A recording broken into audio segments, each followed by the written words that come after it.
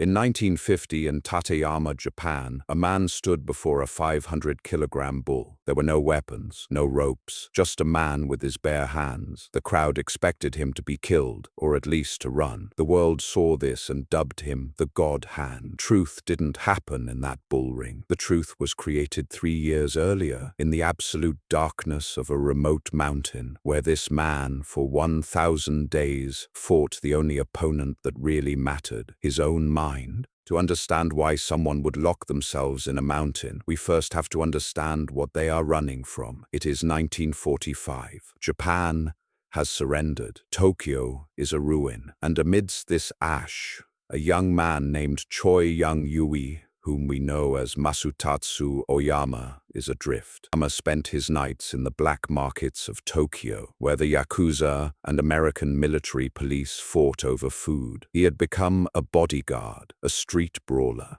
He fought because he was empty inside. He had power, but no purpose, until he met a man named So-ne-chu, a karate master and a spiritual guide. So-ne-chu didn't see a hero in Oyama's eyes. He saw a monster destroying itself. He told Oyama, if you want to be the strongest, you must vanish, leave civilization, go to the mountains like Miyamoto Musashi and polish the sword of your soul. And this is where the real story begins, not with a victory, but with a failure. 1946. Oyama went to Mount Minobu, but he didn't go alone. He took one of his students, Yashiro, with him. They thought it would be an epic training camp, but the mountain isn't romantic. The mountain is ruthless. After 6 months, the absolute silence, the bone-chilling cold, and the daily repetition broke Yashiro's mind. He couldn't take it. One night Yashiro fled. Oyama was left alone, and before long he broke too, not because of the cold, but because of the loneliness and the loss of funding. He came down after 14 months. He even won the first All-Japan Karate Championship.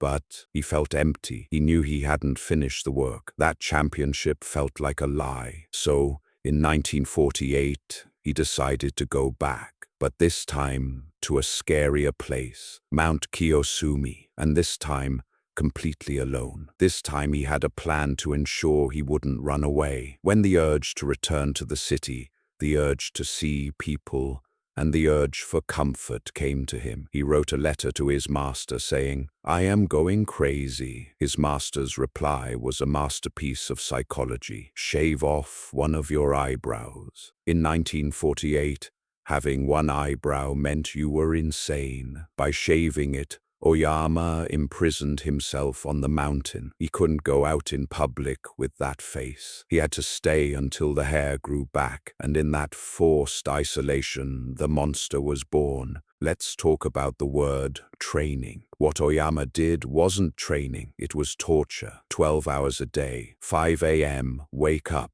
running up steep slopes, moving river boulders, and standing under freezing waterfalls. In Japan, this is called misogi. The water is so cold the body goes into shock. Instinct tells you to run, but Oyama stays. This wasn't muscle training, it was will training, learning how to stay calm when every cell in your body is screaming, stop. But the most important part was the tree. Oyama chose a tree and punched it every day. A punching bag absorbs the impact, but a tree reflects it. Day 1, his hands bled. Week 1, his bones cracked. But he kept going. There is a medical law called Wolff's Law. When bone is crushed under pressure, it rebuilds itself denser and harder. After 18 months, Oyama's hands were no longer hands. They had turned into hammers made of calcium. He read books, meditated, and punched the tree. There was no YouTube to record it, no likes for encouragement, just him and the silence. This is what built Oyama, the unseen repetition.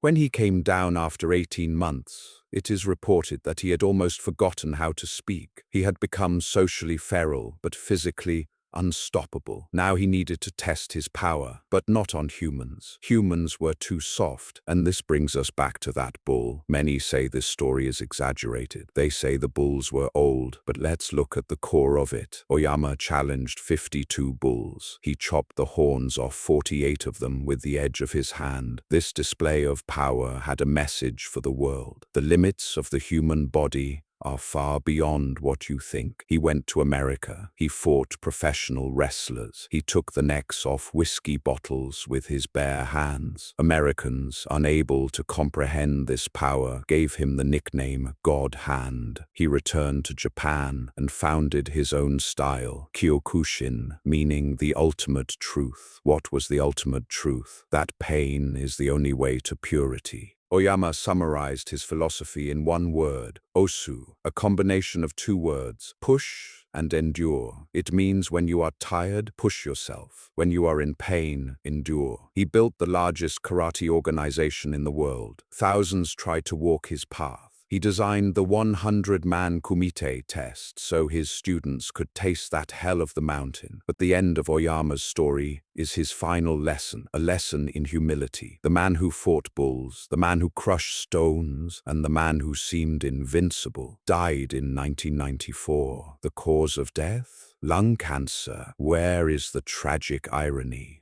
Oyama never smoked. Even the strongest man in the world could not defeat death. That invisible internal enemy could not be beaten with a punch. But his legacy is not survival. His legacy is showing us how much capacity a human has to endure suffering and turn it into power. Greatness isn't achieved in the spotlight. Greatness is built at 5 a.m. under a freezing waterfall, punching a tree where no one hears the sound. Which eyebrow are you willing to shave for your dream?